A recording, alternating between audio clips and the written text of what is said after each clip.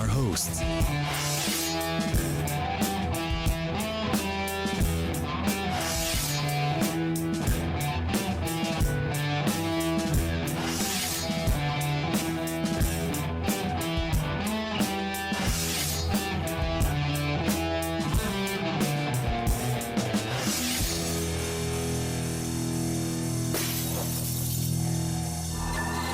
Now, are you ready?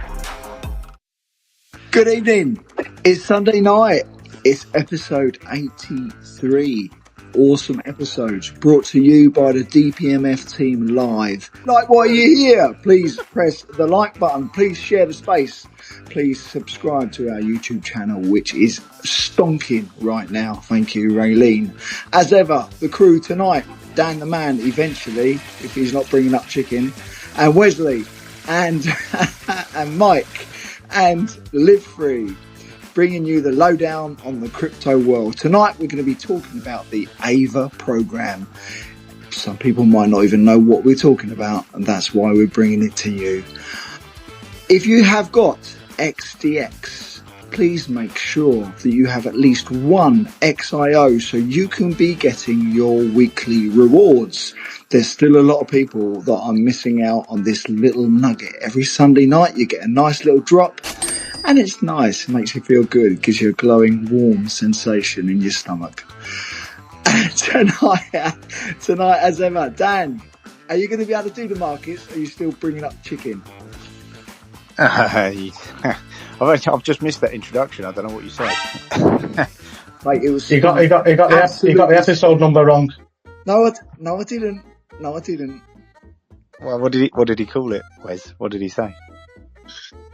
He called it 84. I told him it was 83. Wesley and his porkies. When you're doing something wrong, you get corrected by Wes. Right? This is the recorded space, Wes, and you just told a lie, basically live. Porky. Moment.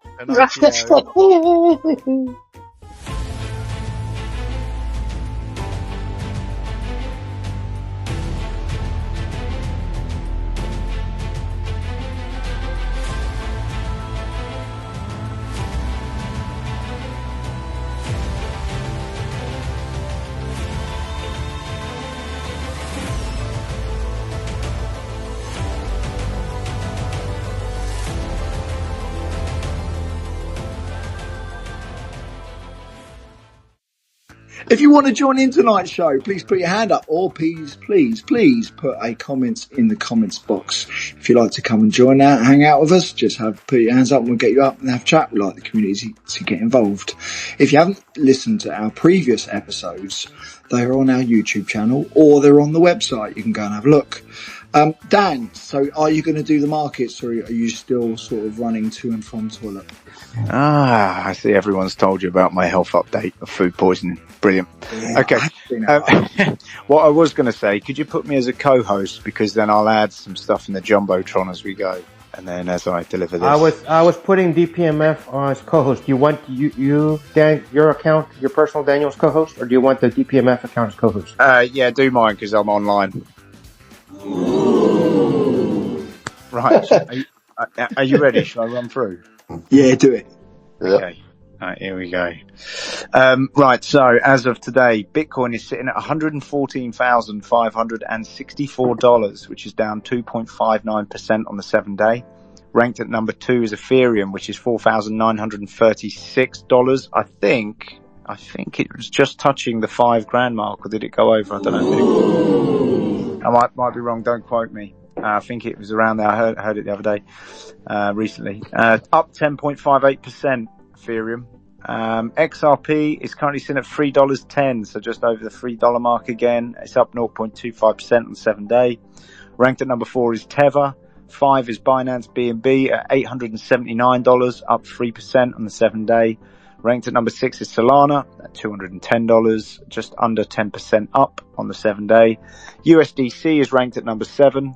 Ranked at number 8 is Dogecoin at 24 cents, up 3.96% on the 7-day.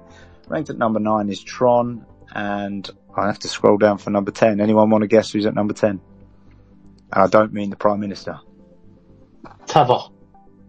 What are you talking about, Wiz? Oh, Wesley. I've already said Tether is ranked at Oh. number 4. Is it He's not, did he's you, not even listening. He's not did you even say- listening. You are amazing. You Cardano. are amazing. Cardano. Yeah, Cardano is sitting at 94 cents. It's down 0.62% on the 7-day. Actually, Charles Hoskins brought out a video. I watched it last night where he was talking about, some of his community were, saying that Cardano is a waste. It's a scam. The price should be at $3 or whatever. And, he brought out a good point. He was like, it's up 160% on the 7-day. Like, it outperformed Bitcoin this year and we haven't even been around as long. And he's right. And I'm not completely au fait with Cardano, but I do know that they're doing some good stuff. And he even got a mention, through the presidency.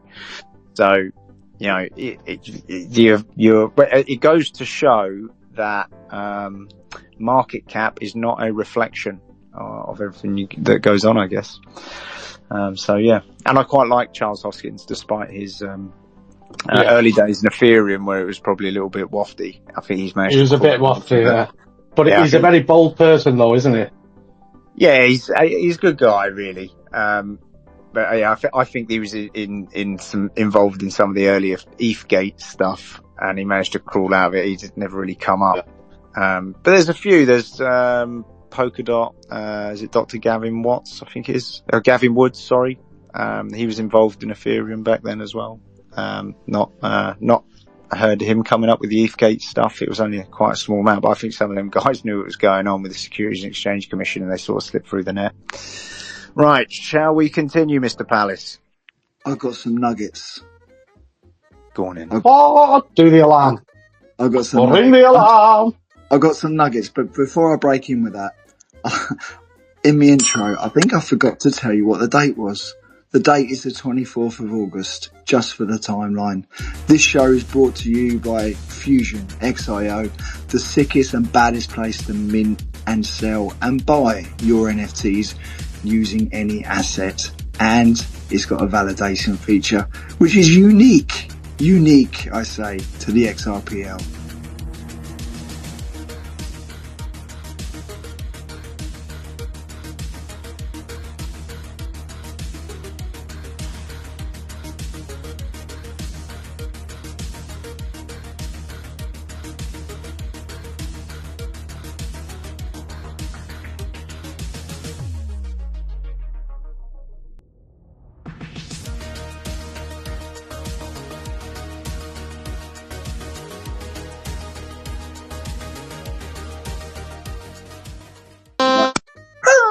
Anyway, the nuggets, right? BTC dominance has dropped to 58%. What does that mean? What happens after that? Altcoin? Bull run?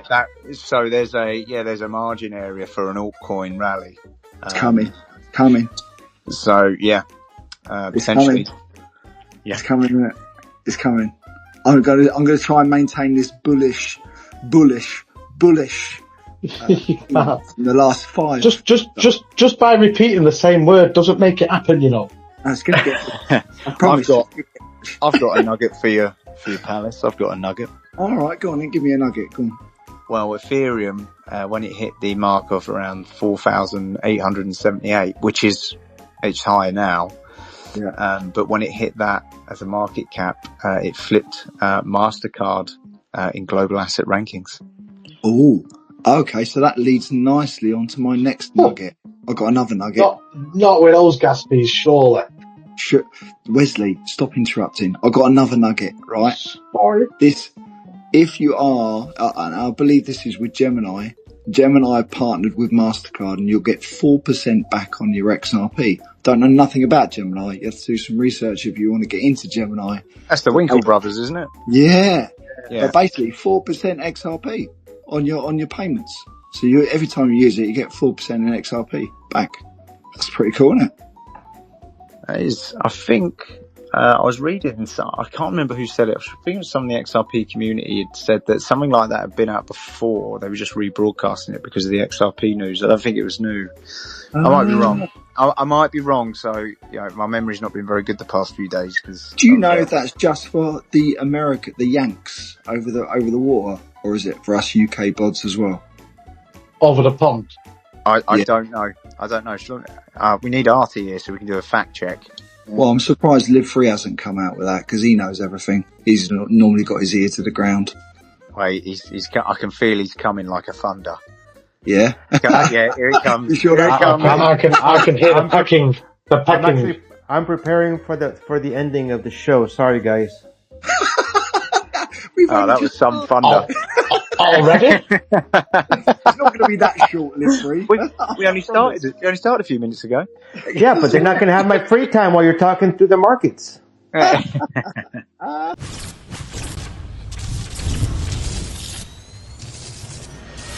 AVA program.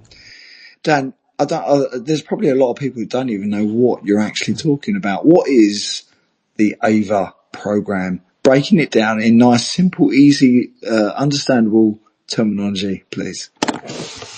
Yeah, I probably should actually break it down. So the AVA program was a game finance project we actually started at the end of 2021. Now, when I say we started, we actually hadn't started building the game.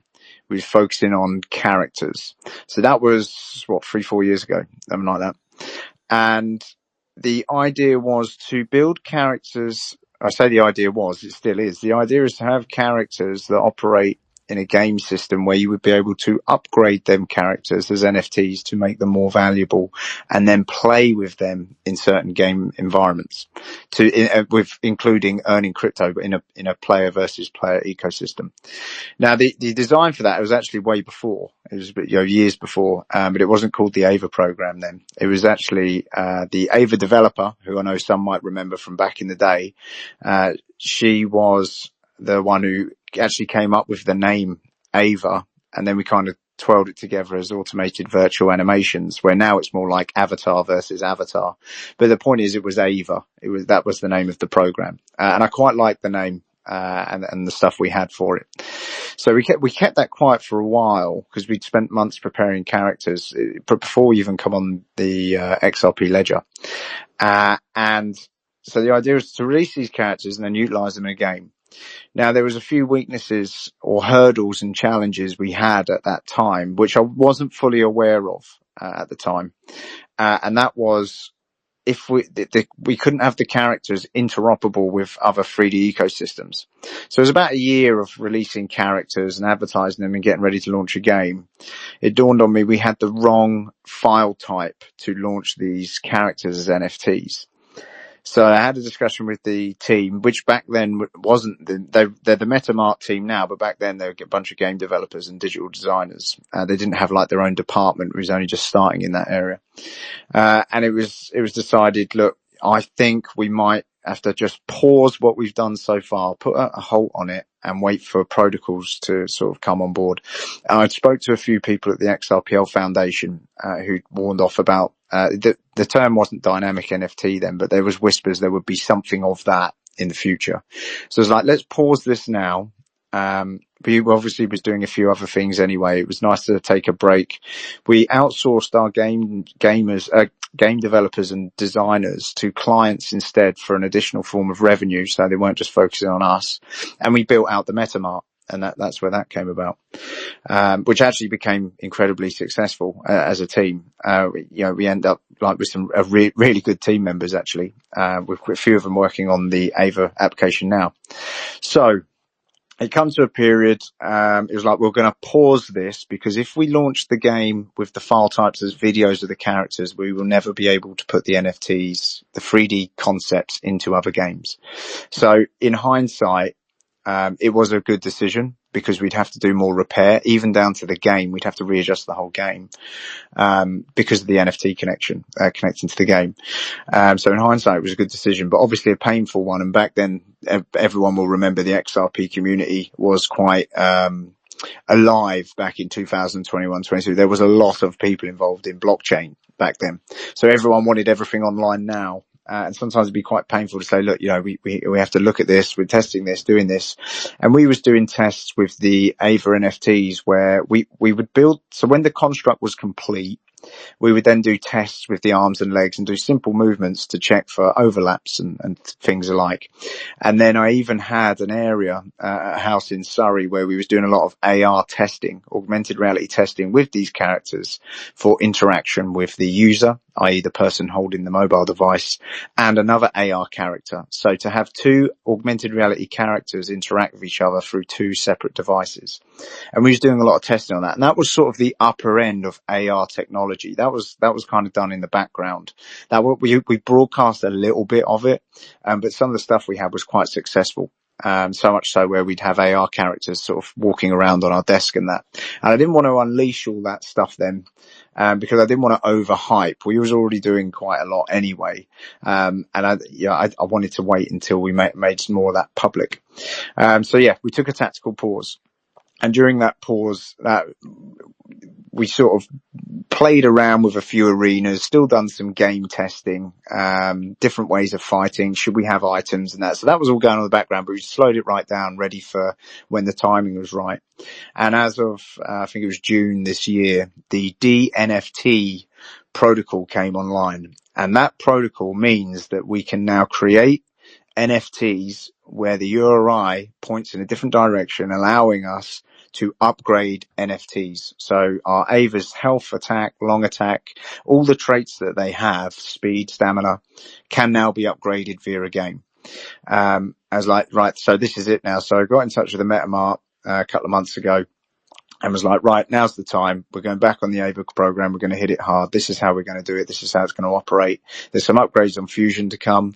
Them upgrades. So the AR upgrade coming on Fusion is actually a bit of a nice to have. We don't actually need it. It's just to make 3D files look good when you can see them on your desk on a table and show people off. But it does mean you can inspect a character, through AR. That's actually a nice to have. And I'm going to have that online, very soon. Just for anyone who isn't tracking as well, we've got 3D files. You can now mint them on Fusion. You can mint 3D files into NFTs now. And then them NFTs that already exist, if you are to create some, they will be AR viewable, augmented reality viewable. So you don't have to wait for the upgrade. When the AR upgrade comes on, they will be viewable and you can inspect 3D objects. I know there's one on my profile, pinned as an example of like a model car. That was the first one I'd done as a test, I think, as a 3D object. So where we sit today, so we rushed everyone together and I was like, right, we're doing the AVA program now and I want it out this year. So we're going to nail down every single little bit that we have, pull it together and let's start preparing to launch this. Now, concurrently to that, the AVA program is heavily NFT utilized. So what I mean by that is it's not just going to be AVA characters. On the app, you're going to be able to create your own character on there. And this is where, how long have you been preparing that button? On there, you'll be able to create your own character, but it's not going to be an AVA robotic style character. This year, we merged I think it was probably near the end of last year, actually, the X Squad program and the AVA program are now combined. So you've got two factions as fighting factions. So you'll be able to create your own character on the AVA app as an X Squad character. So a human avatar character to use in the AVA app. And then we at DPMF build the AVAs, the robotic ones that also work in the game as well, but which are slightly more powerful. So you've got them as NFTs. We've also got a program in the background I know Wesley up here is a part of, and some here at DPMF Labs will know. We've got a side project. It's called AVA Chronicles. A lot of people wanted a storyline with the AVA program. When they see the robots and the characters, they were like, what's the story behind this? It'd be nice to have a story. Even Wes brought it up to me a few years ago and we started. So, we made an agreement and said, right, let's make a story then. So there's going to be NFT books, small chapters of a storyline that are also going to be NFTs, and they are also going to be utilized to the game. So it'll be AVA Chronicles and then X Squad Chronicles, and chapters 1 of each story and chapters 2 of each story will be in tandem with each other. So you'll be able to read the story about how they come about. And we prepared a storyline which has been amended, over a series of months. And while I was in Africa over the past few months, I managed to nail down answering all the questions and covering it in a realistic way of how these AVAs actually exist and how it's going to come about and how is it going to affect anyone can make a human avatar and how does that work in a storyline. And I won't go too much into it because I don't want to spoil the storyline. But the bottom line is there's going to be NFTs as books that are also, if you own that book, is going to give a upgrade to whichever character you're using, like a temporary upgrade. Daniel, let me jump in very fast because you're popping out a lot of information and we're going to forget some of these questions. Okay, so first let's go back to the situation to where you said that anybody can join the AVA app, whether you have a wallet or whether you're a crypto user or you're not a crypto user. Yes, let me elaborate on that so it's clear for everyone. So one issue we discovered a few years ago was we would only have enough players to ever owned an AVA character. We couldn't have more because if we only released 1,500 AVAs, there could only ever be 1,500 characters that play. It was like, okay, well, we want mass adoption with this game and we want a large user base. How do we go about that? Right. So we redesigned the app where now you can join without being connected on blockchain. So you don't need to be on the XRP ledger to go into the game. So what does that mean? Well, that means we've just opened up to 3.2 billion game players on mobile. And what that means is people can go onto the AVA app, create a character without even being on blockchain and use that character to train and still have the stats go up. So then it's kind of in the game. If that person, that profile goes, I want to connect to the XRP ledger, they can, and they can mint the character they've trained at its current status and then use it as a tradable character and use it for player versus player with crypto as well. So it's a little bit of a bridge between Web 2 and Web 3 where we give the option for people to play, but there's small limitations because the areas involved in crypto they can't do. But then they can create a character and during that time frame mint that character at its current status, whatever them upgrades are, and then use that character further on. I mean, that's a major enticement for people that are not in blockchain to, you know what, I'm going to go ahead and give it a try because I want to mint my export character. So it's kind of like a little teaser incentive, it's an incentive, yeah, to get into the blockchain world if they've never been into it. That's correct, yeah. It also means that anyone can play. So where before we had a channeled audience of people that are interested, i.e. just our community, now we open up to the entire world of anyone who has a mobile device. And that person who has a mobile device can connect for free, create a character for free, and then play the game. So we need to go for expansion with this. That means that the AVA app has to be of an incredibly high quality. So you'll see the standard of the odd snippets of footage we've put out. We've actually avoided putting too much fighting footage out. We've actually just gone for more character display because at the core of what the AVA program is, we're starting with the characters and then opening up in stages, which I'll probably cover later. One more question. You mentioned also that like I said, the people coming into the AVA DApp, we create our humanoid XSquad characters but DPMF is responsible to create the robotic AVA avatars. But you also said that those are going to be more powerful than the XSquad characters. Now, does that mean that we can train our XSquad characters to be just as strong as the AVA characters? That's correct, or they will never be as strong? No, you can train your avatar, your humanoid avatar, which is a representation of the XSquad faction. You can train them to be as strong or stronger than an AVA. So an AVA is going to be a leapfrog for when the game goes live. And they're specialist characters, if you like. But every single avatar that's ever made has equal opportunity to be as strong or stronger than any other character because there's no limit to the upgrades. So it's an enticement to go in and play the game and train. Yeah, exactly that. Yeah.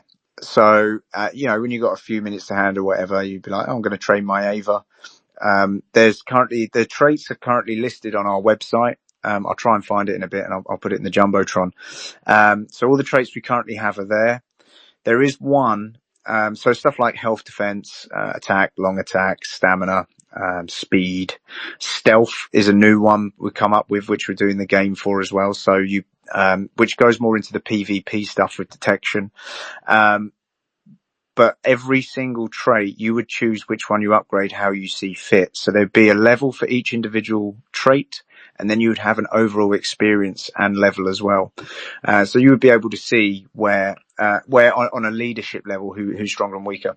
And we wanted it to be designed in a way where you can actually have a weaker overall character still take out a stronger character, and that comes down to game skill as well. So yeah, it's absolutely possible. I imagine that a lot of people who are already on the XRPL, when they start playing the AVA program, because you can create more than one character, you can almost turn it into its own business, where you would create a character, train it, and then sell it to someone who just doesn't have the time to train one. Or they might say, look, could you build me a character that looks like this, train it, and I'll buy it off you. And he's like, yeah, sure. And that's completely permissionless. We're nothing to do with that. So I can kind of see there'd be a bit of a business with avatars later, in terms of training them and how they're going to look. Now, one more question is about the dynamic NFTs and how you're training them. So once you mint your NFT, because it's a dynamic NFT, after it's minted, as long as you're using the AVA app, the actual issuer, then it automatically changes the metadata to where you don't have to remint it with the new qualifications. It's automatically adjusted as it gets enhanced. Yeah, so there's going to be two issuers involved in the AVA program. There's going to be one for AVA characters, and there's going to be one for X Squad characters, i.e. humans. So we can call them X Squad, but they're basically humanoid characters. Now, as they upgrade, the permissions of them issuers is built into the app. So every time you upgrade one, it counts on the NFT. That means that if you trade that NFT, the stats will hold. So someone else can play with that character and carry on upgrading. So it doesn't go back to like zero or anything like that. This means that time of play now has value. So when you're playing the game, if you spend hours and hours on it, training a character, or even days. I know there's some people out there who love mobile gaming, but let's say you play it for days. The time you've used to build that character isn't lost because you can sell it. So in essence, it can almost be a little bit like having a secondary job as well, if you like. That's a new concept in the sort of gaming world, which has started to come in sort of the Web 2 side. This is more of a Web 3 self-custody empowerment, something which hasn't fully developed yet, which we do. What about like a seniority stat? Like, let's say you've maxed it out. If there ever is such a thing as a max out. And then you have some sort of seniority, stat like, okay, this character is 1.5 years old, compared to this other character that's actually 3 years old. Is there something that maybe we can do with something like that? It's kind of like you have brigadier generals, but the one that's got more years with that 1 star has the seniority over the other one, kind of deal. Well, there wouldn't be a reason to have seniority. The only way to tell if one is stronger than the other is by the overall level. So the individual levels of the traits are their own individual upgradable areas, and then there's an overall one. So if you wanted to go by seniority, you could go by the overall level to compare which one is stronger. But one character may have really strong defense and another one may have really strong speed. And then especially when it comes to the avatars, the special abilities are also very different as well. So how that special ability works is also going to affect how the game plays out. So seniority is not really such a thing. There is going to be obviously the date of when the character is created. You could count that as seniority. I do see with the success of this, funnily enough, I was talking about this the other day, with the success of it, I do see that some of these NFT characters, as long as we implement ways to keep this online for like a century, keep upgrading, keep making it better and expand, we may have NFT characters created within these few years that could still be used in a century because they're so powerful, because they've been, training and traded. And you can pay to upgrade your avatar as well. So if you want to fast track it, you can do that as well. And that's one of the components with the utility of the assets that we have involved. Okay. Thank you. Did that answer your question, mate? Oh, yes. They clarified everything. Thank you. I've got a few questions. Oh, go on, Mike. Fire away. You ready? I don't know. When you gave me that question the other show, that was a bloody long one. I don't know if I'm ready for this one. Don't worry, I won't give you 5 different scenarios this time. Relax. At least you remember. All right. So so when you were talking about the X Squad characters, how much freedom do we have in the creation? So the creation process. So I've decided I want an X Squad character. Now, what elements can I control? Like clothing wise, all of that stuff. So at the moment, we've got, the game development team in China. We've got packs of quite advanced character selecting stuff. I know some of the panel here, I know Live Free, I showed some today. So it goes down to detail of the face, adjusting the face, like hair. With clothing, we need to add our own sort of X Squad genre armor helmets, which are also optional. Later on, as it expands, we will be adding in additional weapons, additional swords, shields, and stuff like that. That's when it can get a little bit complex, especially as some of the AVA characters don't have hands. So they wouldn't be able to ideally hold that kind of stuff. But for freedom, at the start, there will be quite a lot to choose from, whether you're male, female, and how you want him or her to look. I'm trying to think of a good example of a character select. In fact, what I might do is I'll put one in the comments of the software we've been testing. I'll do it in the comments of this show now to show. What about Guardian? Could you show the Guardian to the audience? I could. I'm trying to find it while I'm on my mobile. Well, there's also the twins. I think because the twins is one is male and one's female. No. Yeah, that's cool. Where is it? There's the twins. No, they're both female actually. Both female. Okay. Let me just see if I can find that. Live Free, that video I sent you earlier. Have you got it to hand by any chance? I'm afraid to go into that because I don't want this thing to shut down. So right. You know what? Oh, hold on. Let me see if I can do it. I can get it. Okay, hold on. I can get it. Right there. I'm in there. Hang on. So you'll see the kind of detail we're going with the game. Am I still on, or did I cut out? You're still on. Nope, still here. Okay, so this is some of the stuff we've been testing with as an example. I'll put it in the comments now so you can see, and you'll be able to see the level of detail there when it loads up. It's just sending now. It's about 30 seconds long of video. You will be able to pick clothing and stuff like that. We're going to manually add some clothing developments that we've got, and that will expand as well. But so there'll be a lot to pick from. Will there be any custom requests? So say like I've got some characters that I would like to make into AVAs to use your system. Would you be able to create a custom character where, say for example, I create a character and I said, right, I want it to be used in your world. Would that be something that's possible? So one thing I've noticed that when it comes to, especially doing 3D avatars with clients and that, there's certain areas of detail that they're not fully aware of when it comes to like rigging and stuff. So we made a decision, this was quite recent actually, where we would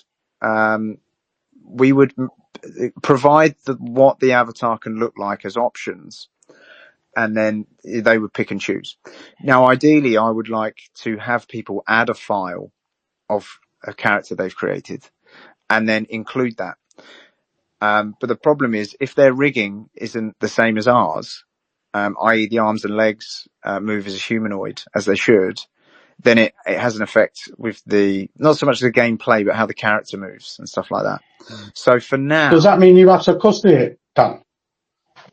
No, we don't. Do you have to custody that, or No, that's still... No, we don't. We don't actually custody the second an avatar becomes a NFT. It's custody to the user. It's not custody to us.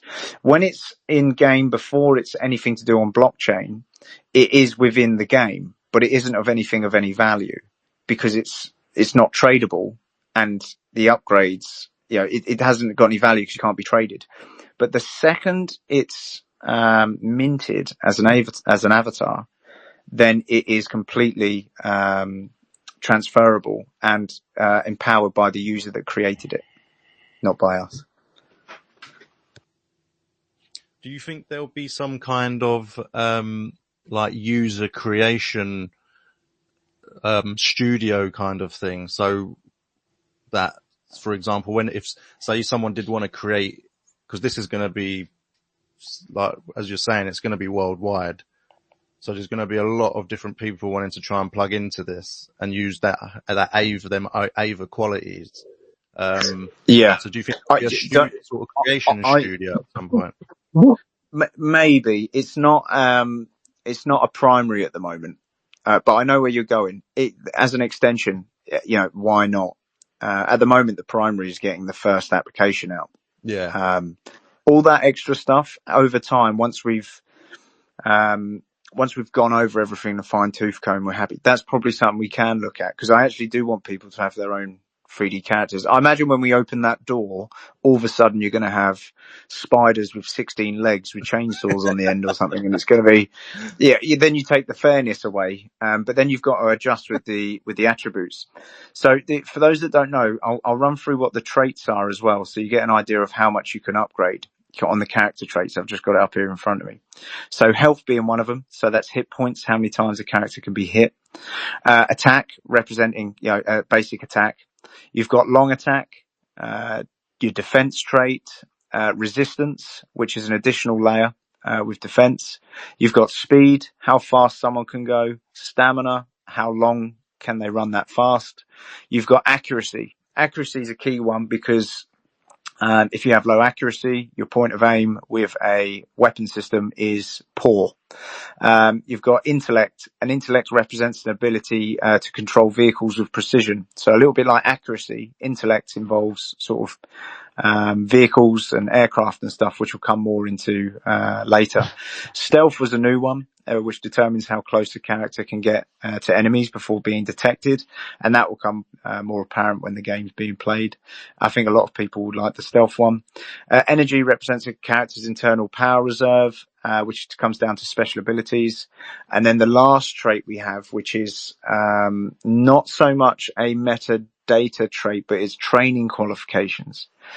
Training qualifications is an additional upgrade we've got on there, where we can then do so you can take your avatar through like a school of how to drive, how to fly, how to do this, how to do that. So how to use a pistol, how to use an assault rifle. So in the training app, so that they'll come on one by one, and then you would do like a course in the app, and then you would qualify, which means that character can drive a car, or drive a vehicle. That character can fly a certain aircraft, something like that. Training. Yeah, so it's an actual training qualification, yeah. So every avatar would have to go through them to be able to like use a vehicle and stuff like that. Do the avatars, when you mint one, would it start at 0? Or do they come with like a random sort of set of qualities? Yeah, so we couldn't have every character start on 0 because, for example, speed, if speed is 0, the character's running on the spot. So every time you create an avatar, you would delegate a certain amount of points to where you want them to start. Now, funnily enough, as of 2 days ago, I was saying we should focus more on a tutorial bit of the first app, where you do a tutorial, which then qualifies you for every avatar you create to distribute them points.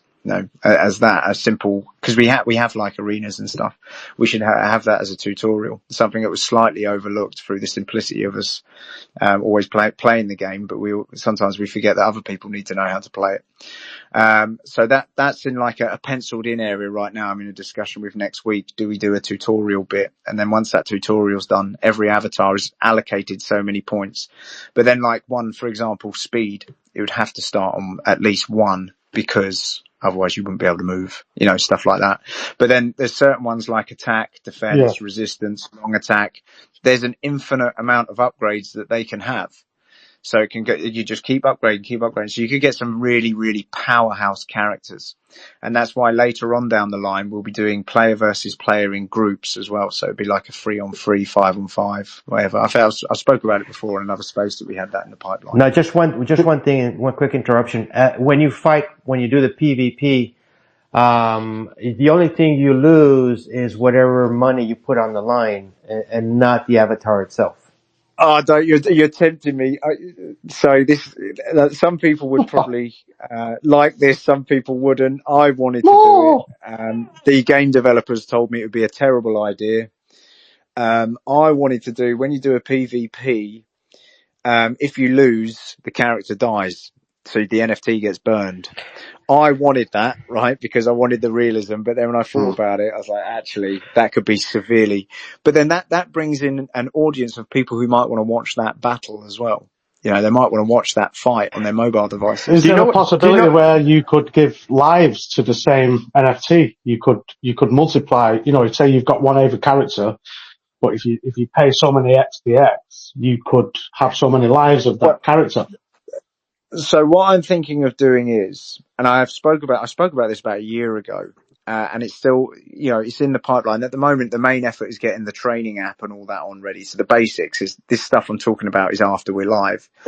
But I am thinking of doing a tournament of some sort where it's a fight to the death, and if your character dies, it's burned. And that is an optional competitive area. Oh, so that's like a gladiator level. Yeah, exactly. But more than that, people who have the application, I'll have a camera view so people can watch, because there might be some pretty big fights go on. So people can watch who defeats who, during the battle. That's something after this stage. But it's definitely something I've had in the back of my mind for a long time, is having, characters, but that would include the AVA characters as well. So most would realise the AVA characters when we first launched them, they had the burnable flag on, and people were like, don't get involved with them because, the issuer can burn them. I was like, well, actually, that's the point of the capability, because later on, we might need to burn them because, but everyone looks at it in a malicious way, where we're looking at it in a technical way.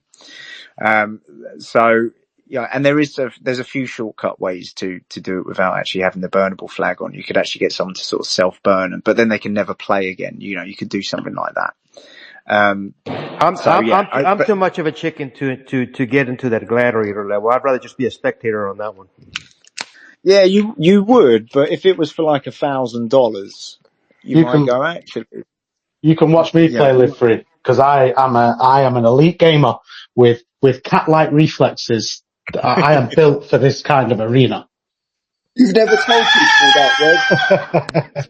Pardon? I say you've never told people that. I can't hear you again, man.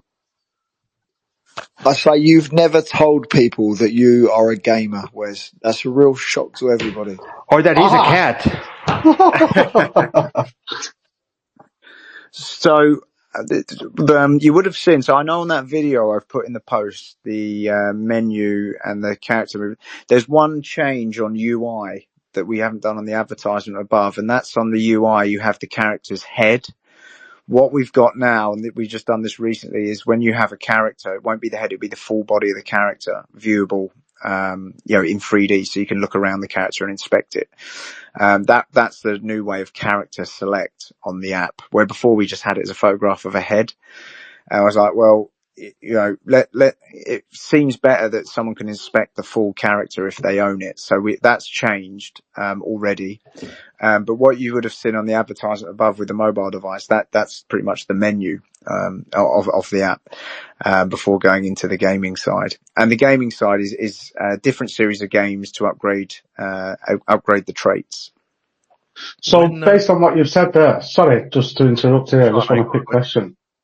But based on what you've described there about the game where you can, just even in the traits where you've got to have speed and stamina, that suggests then that this is a moving game. It's not a turn-based strategy game. It's an actual live movement game. Oh, yeah. So you're a 3D character in a 3D environment. Yeah. If you was under the illusion it's a card game or something like that. No, it's not. No, you are moving around in an arena.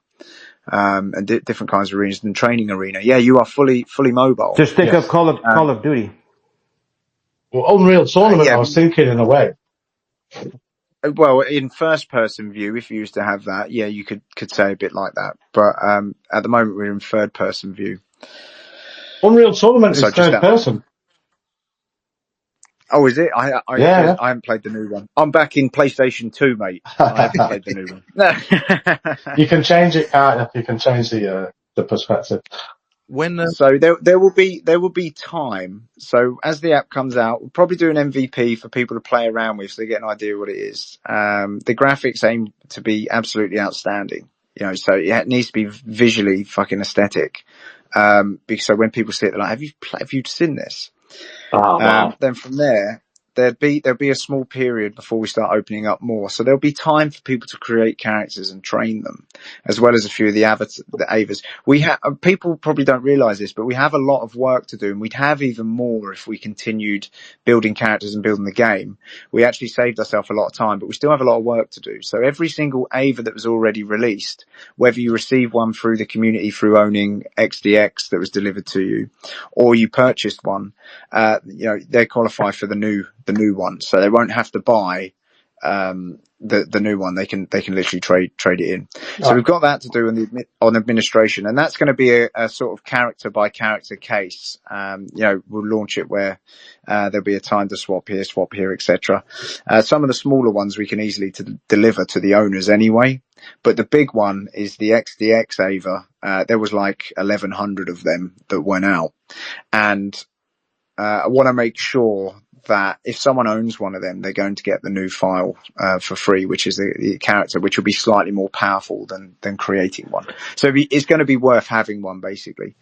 But there will be time for people to train it. It means we can do a little bit of bug fixing as well. The good thing is about the sort of gaming side of it, bug fixing, it's a different type of bug fixing because it's actually less blockchain in a way. Unlike Fusion, where we're quite heavily blockchain integrated, this is more gaming integrated with a side dish of blockchain, which is incredibly beneficial. So give us time for that. Once we've got the training stuff out and stuff like that, there's loads of people joining and building characters. We'll then start opening up the player versus player. And the crypto rewards for winners, and then additional ways and tournaments that's played out. Now, when you go into being able to purchase the X Squad characters or even the AVAs, it's going to be through our native currency, XRP, XDX, X Squad. And possibly even XIO, and it is also going to be for sale in all of our partner coins. Like currently we have OVO as one of our partner coins, so people can purchase AVAs with their partner coin OVO. Is that correct? Yeah. So for those that don't know, we recently started partnering with projects we deem that have longevity. And the idea behind that was that they would continue developing stuff with their token and their project, and we would apply a secondary use case. So with the AVA program, people that we partner with, their token will function on there in a unique way, which others will not. So, partnering projects their token will be utilized, on the AVA app. Yeah. We've already done quite a lot on Fusion. There's a couple more areas to do with, using all currencies, such as the all currency minting. That's sort of the last big one we have, other than trust set validation. But for the AVA program, yeah, for partners that we have, there will be unique use case, if you like. It would be the word. So only our specific partners, their assets will run on the AVA program. So it's a very big incentive to become partners with DPMF. It is, because we provide the capability for all currencies on PvP, but we then do channeled ones with partnered assets. Yeah. And that's just because we're partnered with them. So they'll have exposure on the app, with their token involved. Yeah. So we're actually going around now privately talking to people, looking at what people do and saying, look, do you want to partner with us? And we'll have your asset used on this application. Yeah. Yeah. I mean, that's a massive addition of utility to their coin, just right there, without them sweating, all the development that DPMF and the MetaMart are doing. It does, because we will provide a use case, so much so where because it does happen, there's a 99.7% fail rate of XRP tokens on the network at the moment. That's a massive fail rate. Why? I'm not too sure. Maybe it comes down to personality. Maybe it comes down to drive. Maybe it just comes down to, maybe not finding a solution to use an asset. So we have the capability to provide an asset use case where that use case means even if a founder was to, say, leave a project, that asset still runs on there, and it can run without a project founder and still qualify and still be utilized in a way where it's got utility, via game finance. So that's why we're partnering with some, just as an extra boost as well. And plus, when we have the application live and them assets are used, good for raising in value, and good for exposure, especially if we get global adoption with this application. It also means that with their asset price, being more, they would have more fun to develop what they're doing. So the partnership is more of a supporting role as well. Where it's like, look, we're doing this, and it would be a wasted effort if we just channeled it on just XDX, as a native asset. Although there will be areas that would be the case, we have an opportunity to, support, other assets, which goes in line with our multi-currency mission going forward as well. Because I strongly believe we're going into a multi-currency world. So multi-currency should be utilized. And that would be one of the reasons why. Wesley, do you have a question? Yeah, man. Just general chit chat, really. Like you were talking about multi-currency there, so just to go on that, do you think crypto is going to come into the reserve currency in any way? So let me tell you the layers of where I think crypto is going. And we're already seeing it unfold. So we've got the internal layer, the very internal layer of a layer one, transactions, peer-to-peer, airdrops, stuff like that. That's internal. Then you go into, innovation, utilizing assets and NFTs. Game finance is one reason, or one parameter, but there are others. And then that's using them assets as well. And then what will steadily happen, and I think we're years away from this, but then it will go into currencies used in the real world to buy and sell, goods and services. We already at DPMF, I think we provide more goods and services than any other project on the XRPL in a multi-currency way. I don't think anyone, contends with it, with the amount we do. I don't think. And that's down to decentralized validation, buying and selling NFTs and offers. We've only got all currency minting, and we're sort of running out of ideas until we turn the AMM stuff on. So, I'm pushing for us to go into a multi-currency world.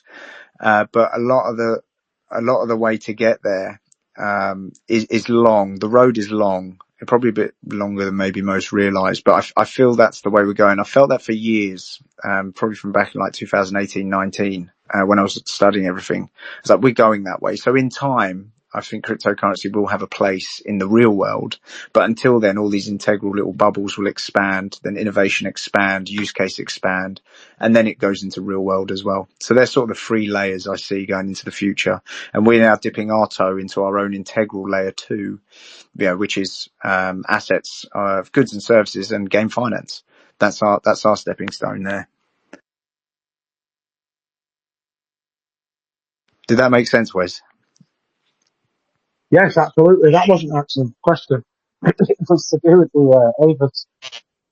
Oh, sorry. I thought you meant about crypto overall. No, I've led you up the garden path there. I did ask that because you caught me off guard, but I have got another question. If I'm trying to sneak another question in, that's all I'm trying to do. Go on, fire it in, mate. All right, crowbar it in. So have you been spending a lot of time on creating like mega environments for this AVA game?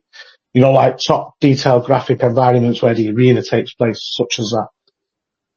Well, yeah, because we have a game development team, if we ever have environments that aren't used, we've got them kind of spare. So we have got a lot. I know DS messaged me a few months ago, actually. He'd seen one of them. He said, put this in Expector. And I said, well, actually, it's not for Expector, that one, but I could maybe squeeze it in, because he quite liked it. It was one of the old training environments, not the new one. But yeah, so the environments to start with, as the app comes on, because it's going to be a lot of training and individual PvP, they'll start quite small. We need to see how successful this would be before expanding. So you sort of walk before you can run kind of thing. And the way it is now, with training NFTs and a basic player v player, I think it's going to interest a lot of people. I think a lot of people are going to be interested in creating their own characters and training them. That alone, and we're opening up to everyone. It's not just the XRP community. Anyone can join this, join in on this app. So what happens there? Well, I do aim to have player versus player in multiple players versus multiple players. So that means you need bigger environments to battle in. So they will expand, and I'll kind of go with the flow and look at the market as it goes and number of players we have, and do we expand here, do we expand there? But we have many environments. Make no mistake, the MetaMart holds a lot of, especially for Unreal Engine, they hold a lot of environments you can play on. Daniel, you had mentioned that you didn't want to create your own metaverse, but technically what you're doing is you are creating your own metaverse by doing this testing or teaching environment, training environment, and then the kind of like the battlefield area, the actual PvP area. I mean, that's its own metaverse right there. I wouldn't give it the word metaverse, but I know what you mean because of the expansion kind of thing. I spoke about this last time when we done a talk about the AVA app, and I think it was around the time we started switching things on. It's like, right, we're turning everything on now. I'm aiming to launch the first part this year. Make no mistake, I'm aiming to get it online this year, and I think we're going to do it. But yeah, the way it's expanding, the developers at the MetaMart mainly leading at AVA. AVA's a cryptonym for her real name, by the way. Her real name isn't AVA. But she works quite closely with me, and she does want to do that. She wants to go into a concept called AVA Star, where it goes into a much larger ecosystem, still utilizing these avatars. I personally don't want to go that big, but if it was to take off, I know in China, the AVA characters really took an appealing look.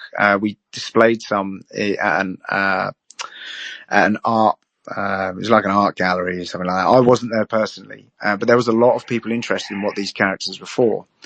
So it could grow that way, but I'm not saying it's going to. But if it is that, not the word's not accepted, but if it's that successful where it's like people want more and more and more, and we've got the capability to do it, it would probably be a why not.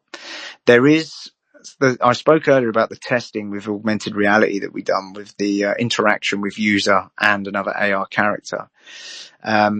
my aim with the AVA program later was to have them as AR characters on your desk or on your, if you was in like a pub in the UK and someone else had the AVA app, they could battle each other in AR and people could look over their mobile screens and watch it. So you wouldn't need an arena then, you could battle on a table and stuff like that.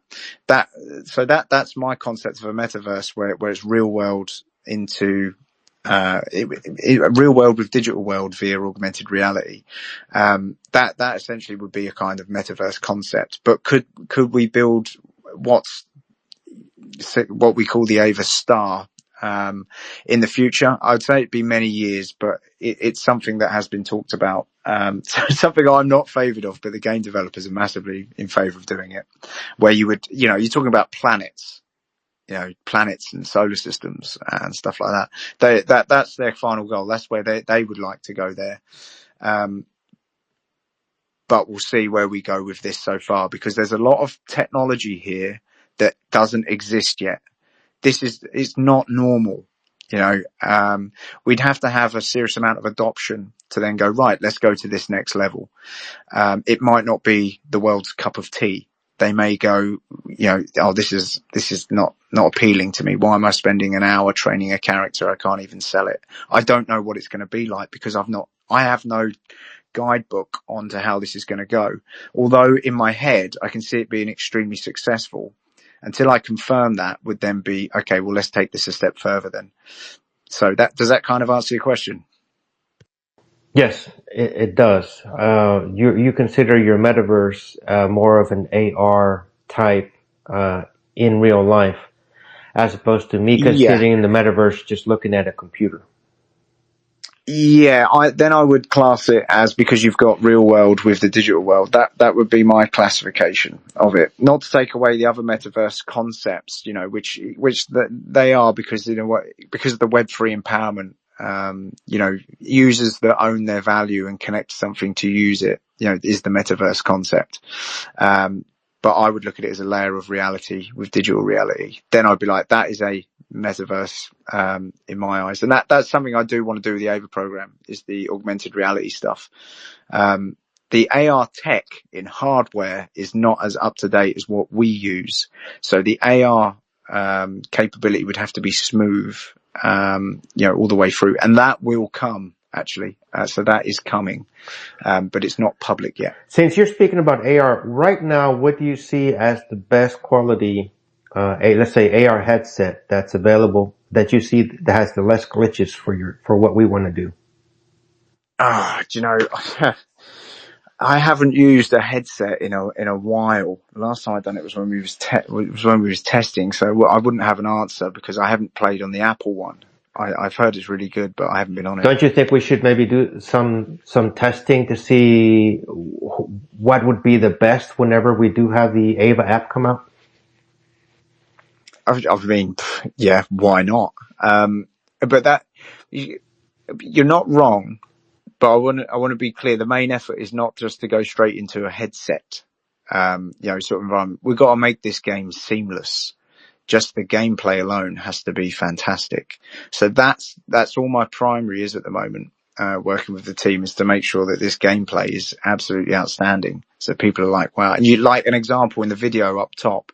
For those that don't know, that character, that female character that's walking in the middle between the two XDX AVAs, that character was recently developed this year called Eve Vespra. I think it might be the first time I've brought it up in a public space, and she was created because of the storyline. The storyline of the AVAs needed a bad guy, a really sort of evil bad character. But because of the way the story is, she didn't start as one. So that's why she looks the way she is. So that just so everyone's aware, that character hasn't even been released yet. That's in the video. But she's sort of if you was to use the Star Wars as an example, she'd be like Darth Vader, if you like, something like that. Darth Eve. Yeah, Darth Eve. So yeah, I don't have much more else to say on that. I diverted to Eve Vespra and lost track of where I was. So when can we expect to start being able to purchase and get our AVAs? So there'll be people who own AVAs already. Don't worry, you will get the updated file, which will be the 3D concept. Concurrently, the XD1, Project XD1 developers who are on FUZION XIO, we've got the AR upgrade and the DNFT upgrade coming on. So the DNFT upgrade, the minute that's on, that qualifies us to mint already existing characters and start delivering them out. So that's in like, you're talking weeks, not months. From there, so background, as characters are released and the AVA Chronicles is released as the storyline, there will be testing with the characters because we actually own the characters, some of the characters as well. So it gives us time to test the DNFT, in the AVA app, the upgrades and stuff. Some of that, it's mathematically complex actually, some of it. So we just need to make sure it's nailed down, similar to what we had with the decentralized validation feature on FUZION, that foundation. That was a mathematical challenge in a way, to code. It was a little bit of a mathematical challenge, but it might be just because we're all a bit solid. So we'll have them challenges. So we'll be able to test that as characters are released. So you'll know that when characters are coming out, which would be this year, you'll then know, okay, now I know they're doing AVA app testing ready for public launch, because I do aim to have it out this year. So yeah, weeks, not months. I don't have a set date yet. I'm leaning on, we've got a metadata upgrade going on FUZION, which is key to this as well. For those that don't know, the metadata upgrade is basically if you make 1,000 NFTs, you can add metadata to all 1,000 of them in like a click of a button. And that's quite prominent to some of the releases that we have going on at DPMF and DPMF Labs. So yeah, some upgrades going on FUZION concurrently. The AVA app in development, being built out, and then they will channel together. When we get DNFTs on FUZION, we'll do testing of the AVA app concurrently while characters are being released, and then there'll come a point and we'll do a release date where people can play the actual app with their AVAs and connect to create their own character as well. What kind of device, let's say, do you think we would need some sort of gaming computer for the AVA app, or the phone would be, at least the modern phones would be strong enough to be able to play that AVA app? I will give you a solid answer on that when we've added all the game developments inside the app. It would be unfair for me to say now, but if I'm honest with you, all mobile devices generally should be fine. Up to, modern mobile devices, all of them should be fine. Except if you have a Huawei phone, is that correct?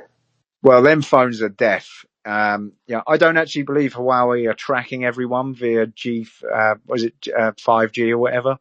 But I do know that they do actually attach metadata to nearly everything you send, which is why Wes is always sending terrible links. But no, it should work on there as well. Okay, thank you. Whoa. I resemble that remark. Still got a recording of that. So yeah, that's where we're going with the AVA app. It's been a long time. I know there's a lot of people who've been waiting for it. I think some people thought it might have died off. It never did. In fact, everything we do has never really died off. But the AVA program has evolved. That's one key to take away. So we don't plan to just have an audience of just people who own AVAs to play this anymore, because of the X Squad program merging with AVAs, two factions battling each other, and we now open up anyone with a device able to play the game. In my opinion, I think it'd be very successful. I think people will enjoy owning an NFT that they can train, make more powerful, and then can sell whenever they like. I think that's the direction we're going in this ecosystem. It's one we've been planning for a long time. I believe we made a very good move by halting the program temporarily for XLS protocols to come in, which are advantageous to it. And it should give a shout out to Vet from XRP Cafe and the XRPL Foundation for putting it together, and the XRP community, because it was put together by the XRP community, not directly involved with Ripple. So without that XLS protocol, we wouldn't be able to move forward unless we launched it as an XLS protocol ourselves, which was a consideration as well a while back. So a big thanks to them. It does mean it puts the AVA program completely back online. All we've got to do now is finish building it, some light testing, and then we're going to launch it public. And then that will be our XD3 project online. That will evolve and adapt as time goes on. It will expand. I'll assess the user base on it and how much people like it. And I really do think people will like it. And then that will expand more. There will be stuff additionally to that, which will come out later with weapons as NFTs and stuff like that. And all the 3D characters, because of the meta config we have in research and development on Fusion, there will be a meta config metadata fixed adaptation. So your avatars would be able to be used in other 3D ecosystems. So just to make that clear, the avatar that you make on the AVA app, we aim to have you use in other 3D ecosystems as well. Now, since you mentioned that, I just wanted to review that you had mentioned also that as long as those other metaverse or ecosystems, I'll put in the code that any kind of training that happens in those environments will also affect your dynamic NFT, your dynamic AVA. No, they won't unless we give authorization to sign through the issuer. So what do I mean by that? If you take your AVA, let's use Expector as an example. If you was to later on down the line, because this is something we're doing in research and development, if you was to be able to connect to Expector with your avatar, if they don't have any kind of game or authorization to upgrade that avatar, it won't upgrade in their ecosystem. So it can only be done via the AVA app because it's authorized through the issuer. That's why we have two issuers, one for X Squad and one for the AVA characters. But it doesn't mean there is an additional metadata some might have seen on the website where I spoke about training qualifications. So we could actually implement in external 3D ecosystems where someone could learn to drive or learn to fly or learn to use a vehicle in another metaverse, and then we could authorize that training qualification gets ticked off on that avatar. So we can do that as interoperability, but the main aim is to get them visually working in other ecosystems. The files we have are easy for Unreal Engine, relating to the avatars and X Squad characters made. There needs to be some slight tweaks with other types of virtual ecosystems, and I'll have to work with them 3D ecosystems or 3D environments that come to add the code. We will open source it as it comes in, but it can be quite complex. It may even be where we do an API on Fusion, where when you own the NFT, a form of API is involved on Fusion where you can then use it to connect to another platform. There's a few different ways to do it, but it's not something that's ordinary.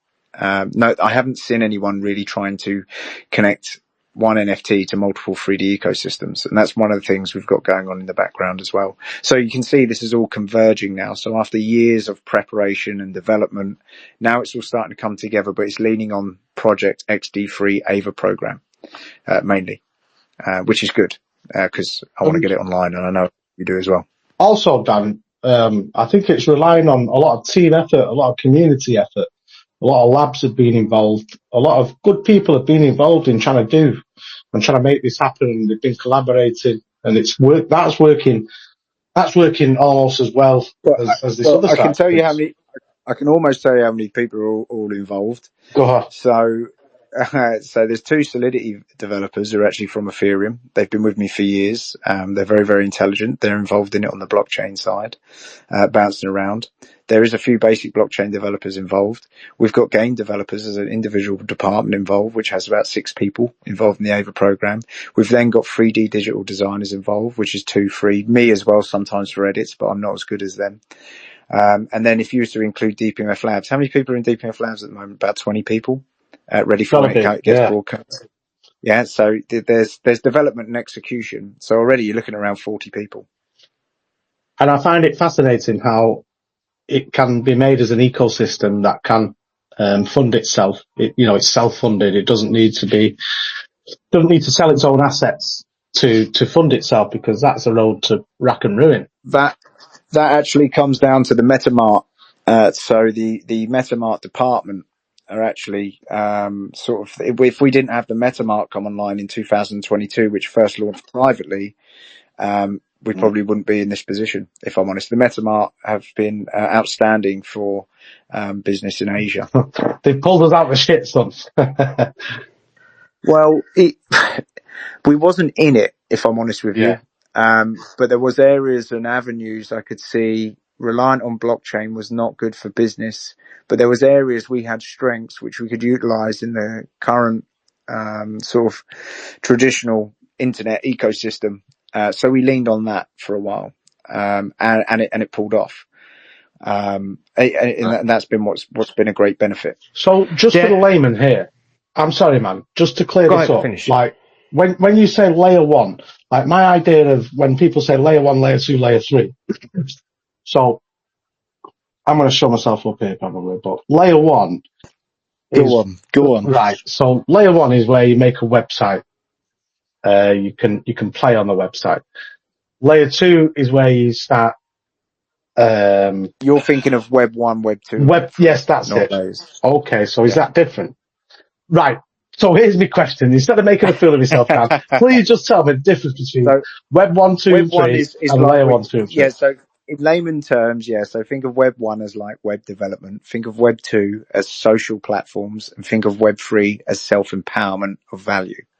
It's a simple way to say. Does that mean transactional? You know, you can make payments on Web 3? So Web 3, if you think of self-custody, that's where blockchain comes in Web 3.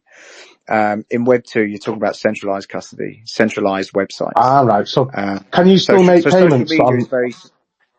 Go on. Sorry, can you still make a payment on Web 2 or Web 1? Yeah, you can. Yeah. Right. Okay. Dan, where can you get the AVAs from? Oh, buddy, you're cutting out. Can you check your Wi-Fi or something? I think on sale anywhere.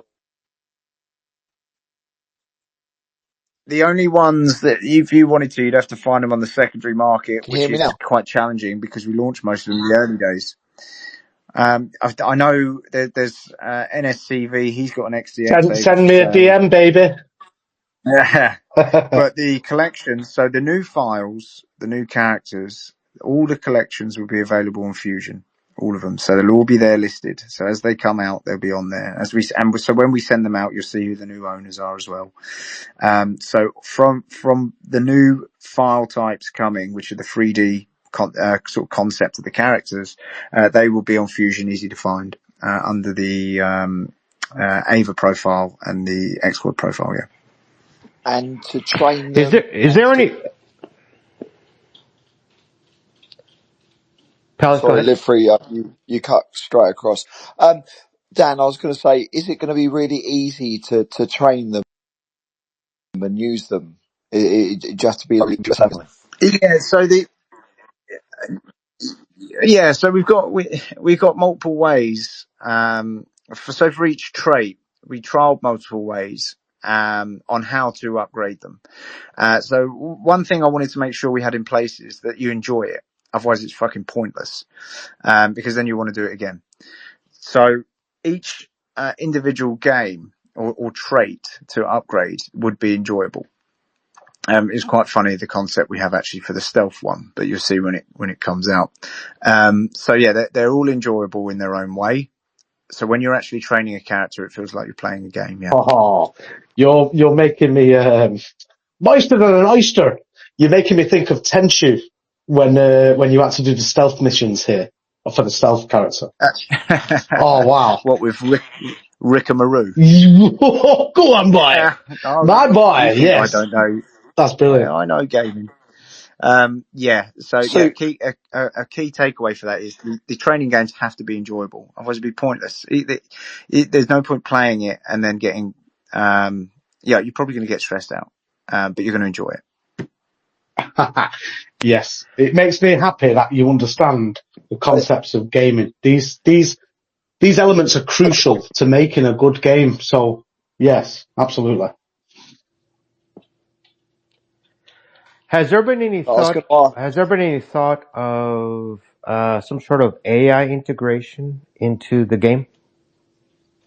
No, we don't need it. Yeah, because it's all manual players. Okay. Yeah, it's not really been that thought about. The only thing we're doing with AI at the moment, which is back testing, is to do with Fusion. But for the AVA app, we don't need AI. I would imagine that someone will cleverly plug in an AI character for, training, or, like a bot. They'll bot an avatar.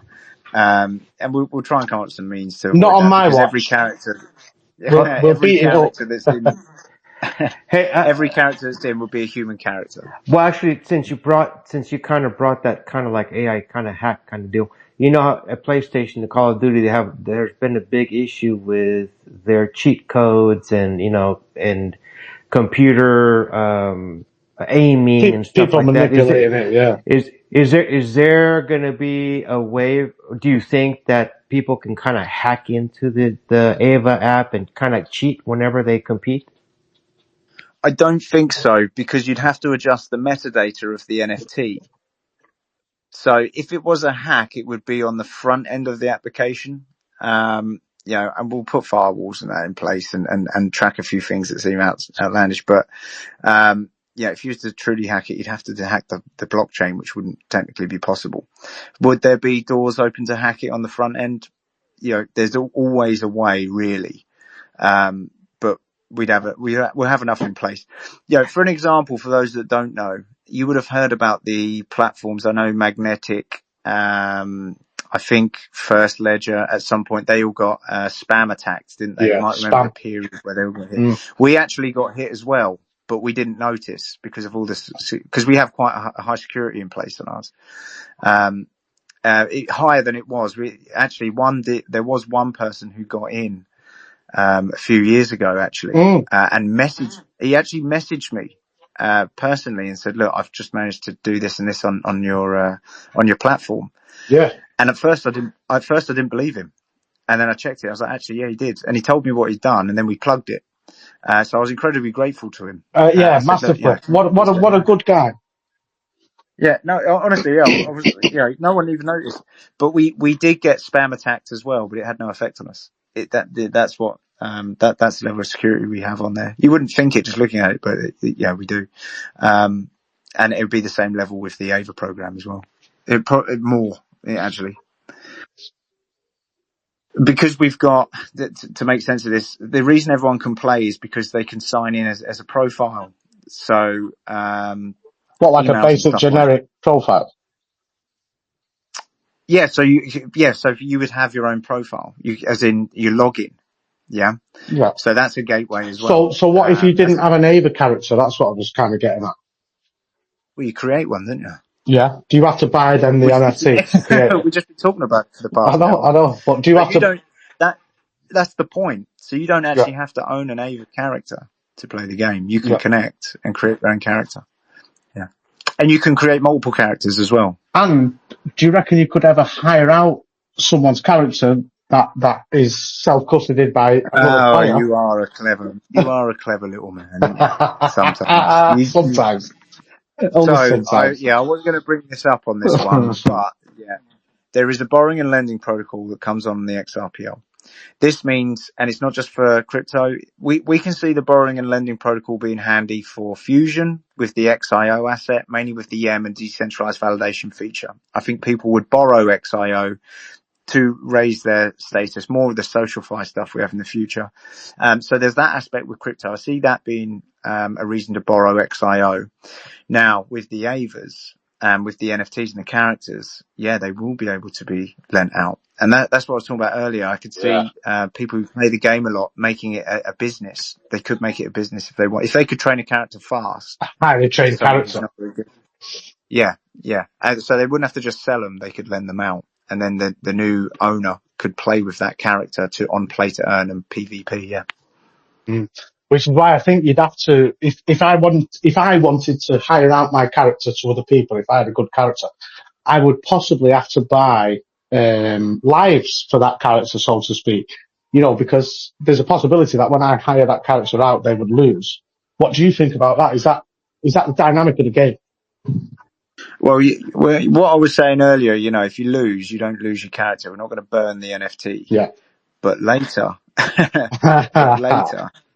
with a specific tournament, I am thinking of going live with a Yes. PvP, people to observe, and the loser has the NFT destroyed.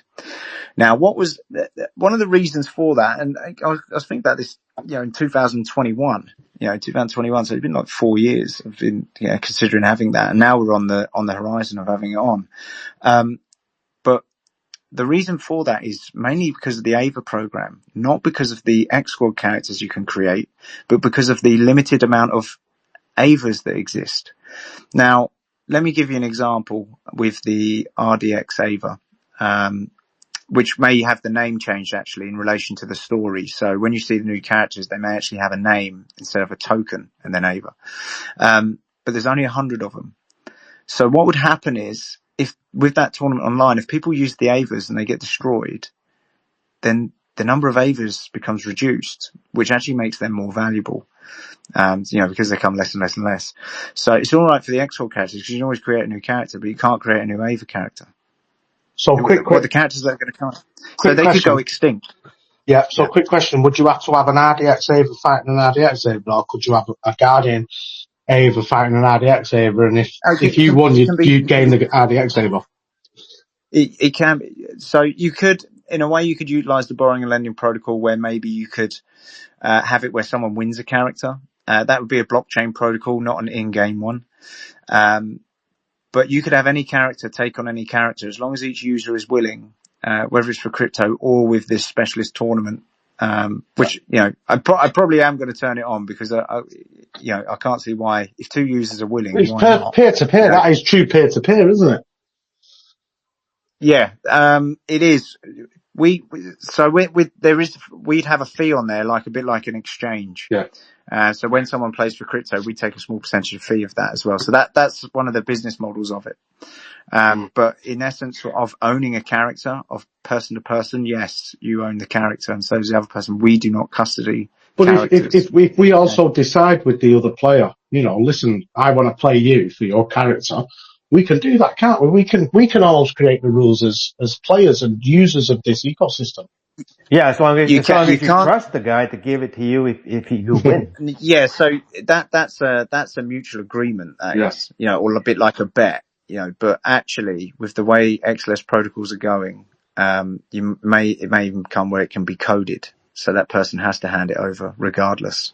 Yeah, because we are relying on unless you use some sort of escrow. Trust somebody, a third person. Trust somebody else, a third party. Yeah, I was going to say. But that, them kind of stuff's like winning someone's character and then killing another character. That will be later on. That's not going to be live when we start. That's a addition as time goes on. Okay. I am trying to pick for this. I know you'll enjoy playing it. Massively. Yeah. And that's the main effort. It's not just to create a game just because there's NFTs and crypto involved. So people play it and go, I really enjoy playing. Absolutely. It's not just it's not just a cash grab. It's not just, we're doing it just for doing its sake. It's doing it because we intend to do it massively brilliant and make sure, the essence of gaming. We want people to enjoy it. The greatest parts of gaming, the greatest parts of NFTs, we're unlocking that. And that's what we're about. We're not in for a penny and not in for a pound. We're doing this massively. We're not just, taking part. I want the program specifically because that is our game finance program at DPMF. That is our sole program. And it was a little bit of a blessing in disguise bringing the X Squad program and AVA program together. I remember when I was talking to you guys about it, it just sort of clicked. It was like, why are these not the same thing? We can do so much better. And now it makes sense. Yeah. It's like, actually, rather than having two separate products, let's pull them together, make a story out of it, and really let this rip. I know Wes is involved with the story writing and Live Free as well, actually. I would like that if the game is that successful and the story is that successful, that in the future someone would make a movie out of it. Because the characters are that good. You can see how good the characters look. With just the AVAs, and you can see the character edits in the comments below, the level we're going to make it a really good game. They do have those Halo movies, those like 3 or 4 Halo movies, which would be probably kind of similar to what we're planning on doing. Yeah, fan Do you made know, movies. I've actually seen them. I've Yeah, seen I the have. Halo movies. Yeah, I watched. Yeah, I've watched the. I think it was on Netflix actually. Mm. Yeah, I watched a few of them. wasn't so bad. Not I so think they could bad, have but done. it could have been better, I feel. Oh, 100%. Yeah, it could have Yeah. been better. But yeah, once this AVA program's on, it's on. You know, it's online and it's all improving after that. More characters, more ways to play, more utilizing assets. It's just another branch of what we do. You know, I would have loved to have had this on years ago. But one, I don't want to say it's a mistake, but one thing overlooked was, time. And I've said this so many times on space calls when Time in people the say to me, market. what's your business? Time is a pain in the ass because you have to go through every single bit to get to where you want to go. Like, look how long it took for us to get to augmented reality as NFTs, as AR viewable. We're just about to turn that on. And I was talking about doing that in 2021, 2022, Yeah. you know, because of the AVA program. But So, also, you know, when you talk about time, Dan, I mean, you've also got to time the markets. That needs to apply there. Like, if there's no interest in what you're selling or what you're producing or what you're servicing, then it's not going to be effective. So you have to time the yeah. market as well.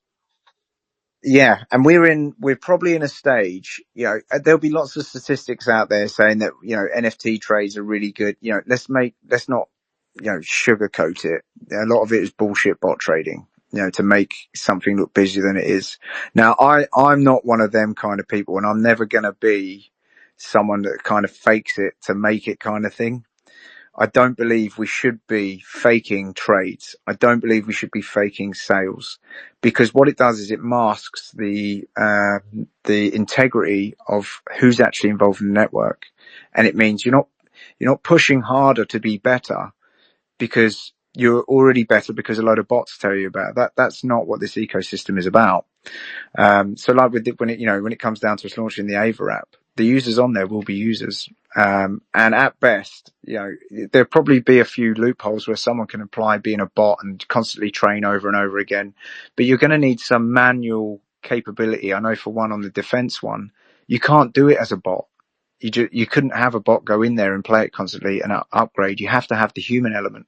And that's what's one of the key things about this game as well. It's not actually me against bots. I think bots have a place in this ecosystem. But I'm not going to inflate app users with you know, fake accounts, you know, training or whatever. I'm just not going to do it.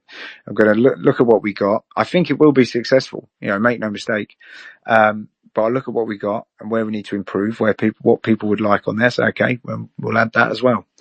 And do it that way and do it, you know, in a kind of proper way, not fake it. Make ourselves look better than what it really is. And there is a lot of that in blockchain at the moment, a hell of a lot. You can't turn it off. You know, you never turn it off, but we're not doing that.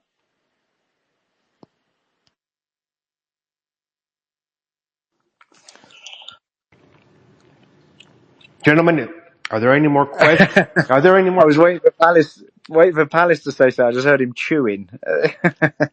Oh, that was me. No, I'm sorry. here. Oh, is it good? Yeah, that was Live Free. Can you hear me? Yep, you're good. Cool. If anyone in the audience would like to All join right. in the conversation or has any questions about the program, please put your hand up and we'll get you up. The space is recorded. You can go to the very beginning and listen to the whole thing again. All is on. It will be on the YouTube channel and the website. What else?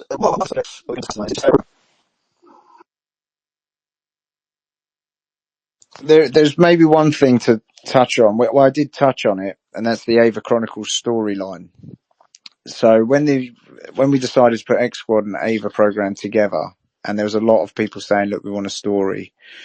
We come up with a story, and yeah, when I was in Africa, I sort of asked a lot of questions about the storyline we had so far, and improved it. And I spoke to Wes, who's involved in writing it,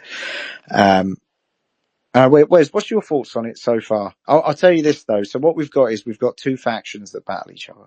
You've got it's an invasion of AVAs and the X Squad, so being humanity, if you like, and that's kind of the storyline. But it goes into a lot more detail than that. It's I'm trying to keep it as realistic, as you can, while having an extraordinary storyline. But Wes has had the most insight over anyone and has been writing it. What's your thoughts on it, Wes, so far? It'd be better from your perception because I was telling you where I think we should go with it. And Wes is a listener, so he can't even say anything anyway. Probably be safe that way. Yeah. So yeah, the overall concept is two factions against each other. It's the reason why the AVAs exist, how they come about, and with the X Squad characters that are involved in it, they have their own sort of storyline in it as well. And we called it Chronicles because it goes in chronological order in time. So it's actually two storylines that run in tandem with each other. So go on, Wes. I can see you just connected. Hello. Yes, sorry about that. Had a bit of trouble. I guess you was talking about the storyline with the AVA and Extra. Yeah, I was going to say, but yeah, you got more insight than anyone, so it's not just my perspective and voice. What's your thoughts on it? So thoughts in general. It's a dichotomy. It's an opposite. It's a good versus evil concept. It is opposites. And we're going to expand and flesh that out. I don't want to give too much away here, but it's going to... Yeah, no, it's okay. I'll expand on that though. Okay. So the storyline, because there's an AVA storyline and an X Squad storyline, they run in tandem, they do connect with each other. I wanted to have it where, in the story where the AVAs feel like they're the good guys and humanity are the bad guys. And then from the X Squad perspective, they're the good guys and the AVAs are the bad guys. I thought that would be a really interesting story because then you've got good on both sides and bad on both sides through perception, and that would make it a more interesting read. So finding reasoning for that and coming up with a concept has been quite interesting. But we've got one, and I think it would be quite enjoyable for people to read. I read what's been written recently with Wes, and it reads really well. I don't want to make the chapters so big that it's almost like it's an effort to read it, but more where it just takes a minute or two to read through and you're like, yeah, this is really good. I want to read more where this is going. Well, I was wondering, Dan, because you've given me a few good images there as well, based on these ideas of what we've been writing. And I'm wondering whether you could include a lot of images, interspersed within the chapter. That would, I think that could work well for people who operate like that in the brains, Yeah, I think that's what we're going to do. So we'll sort of brand, not like a comic, but like a page of writing with a relevant image next to it. Yeah. I spoke to you about how we brand that as well, how we could make it look really good. I think that's going to go ahead when we start releasing them. You should work on a little animation of the story that tells the story as an actor. A little bit's in that video. Ooh. Oh, I'm telling a story, son. Let me tell you.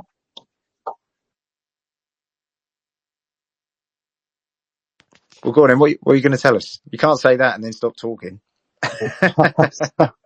My connection's going to go in a minute. But let me just briefly tell you that this story, it's set in the future, and there's an attack on our home place of birth, Earth. And so it's a fight for survival. We have to unite. There's going to be some shit between us all. And this is almost our creation. It's almost our own fault. And I'll leave you with that little teaser, but that's it. I'm probably going to lose connection very soon. Yeah, to add, it's I want to make sure that when the story's told, that there is a sort of individual storyline with each character. So each AVA character will have a sort of its own story for why they exist and how that branches in. There's a reason for everything. It's not just like, there's a war on. There's a reason to how it started. There's a reason to why the AVAs exist. And it's set partially in the future, a couple of 100 years from now.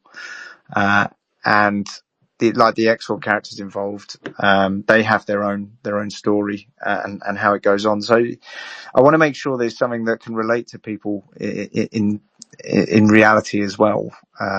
So there's quite a lot to it. And they'll come out as books. So for those that don't know, we can do PDF files as NFTs on Fusion. We've had NSCV, who's wrote poetry. He's probably wrote the most poetry on any chain, actually. He writes quite a lot. And he writes very good poetry as well, and adds images. So we'll be doing these as little books, and then within the metadata, we will add additional traits which are beneficial when you're fighting. So each book is not only just the storyline, but as you own them, or if you accumulate more than one, it's additional benefits to your character stats as well. So it's a storyline utilized with the game. And I think what that will do is, as the game expands, with people finding it and working out, oh, actually, you can own these stories, and they actually upgrade your character in PvP, they'll read them. And, some people might catch on when there's like a chapter 34 or something like that, but each chapter is individual. To that chapter, you could read it and backtrack, if you like, would be one way to look at it. But then people will get involved with the story because they'll want to own the NFT just for the micro upgrade, if you like. So yeah, use case with a story we've added to the game as well. And that's what I was talking about earlier. The AVA program is heavily utilized with NFTs and crypto.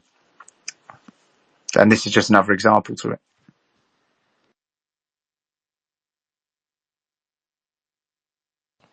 Well, I personally think it's all very exciting. I like all these little developments that are coming on board. It's all very good.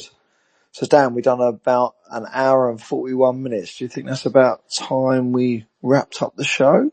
Wait, we'll have to, because Raylene will kick my ass with doing the YouTube. She put so much effort into making them videos. She's going to kick my butt. I'm sure I'll get a DM after this saying, you told me it'd be an hour. You've gone over an hour. Oh, I apologise. It's quite a big project. XD3 has been live for a few years in preparation. It's not a small project. It is a big project. There is a lot of people involved in its success in multiple continents around the world. I'm only here as a speaker, but believe me, there are people. My developers, the game developers, have requested that they have their identities on the app as well. They're like, because this is, for them, this is one of the best things they're ever building. And they're like, we want to make sure we're recognized. I'm like, absolutely. I'm like, this is a team effort, right? You want recognition. Absolutely. But our game developers are going insane about this. They think it's going to be the best thing that's, ever. So, they have faith it's going to be good. I have faith it's going to be good. It's not a small project, so an hour and 40 minutes, is probably acceptable for what it truly is. I hope I managed to cover most of it. It has advanced from when we started releasing what it was years ago. It has, and that's also because of some of the panel here as well. It's not just me. I pull the guys in. I say, look, have you got any ideas to do this, this, and this? And I listen to the guys, even though they're not involved in development. They are involved in blockchain, so I have happily listened to them, and some of their ideas we are implementing. So it is a team effort. Anyone who's doing anything with DPMF, I happily listen to.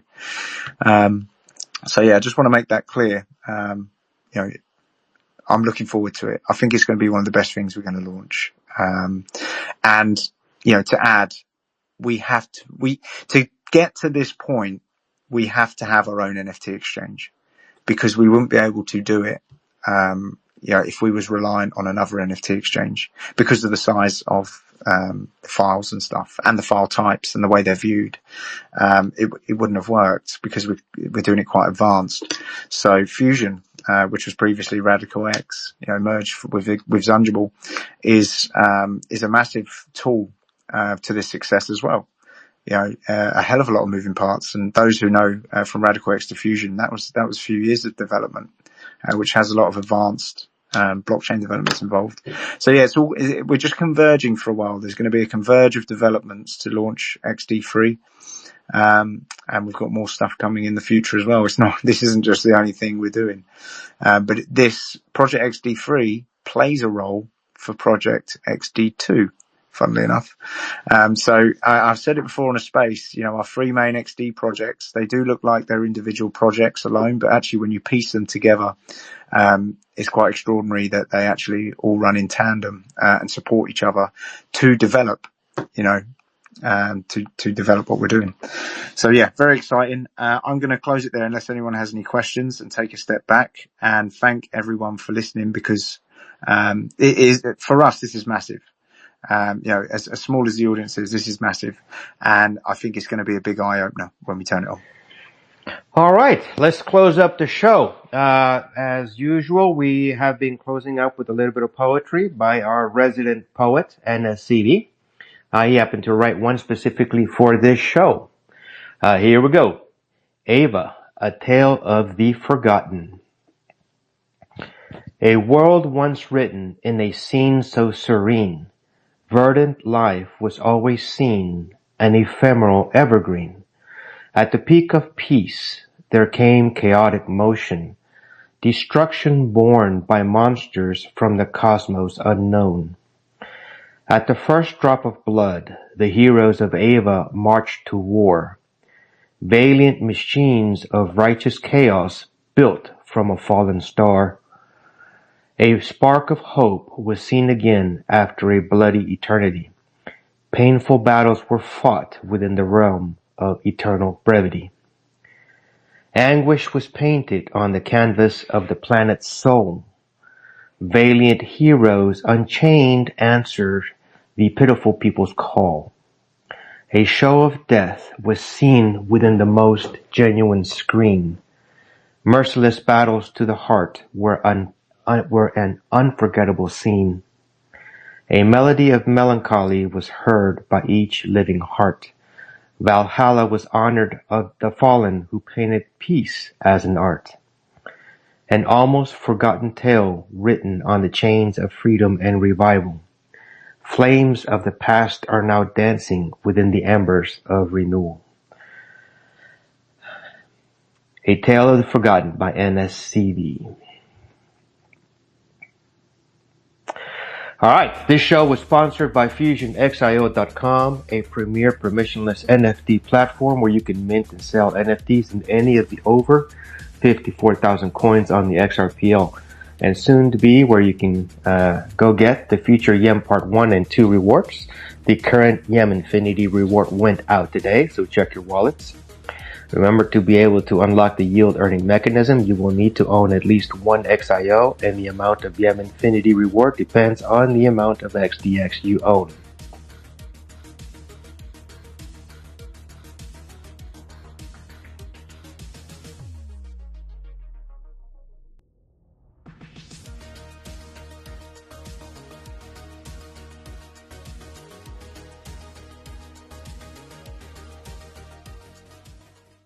Thank you for joining us today and learning about the AVA DApp. Please don't take anything we say as financial advice. Do your own research.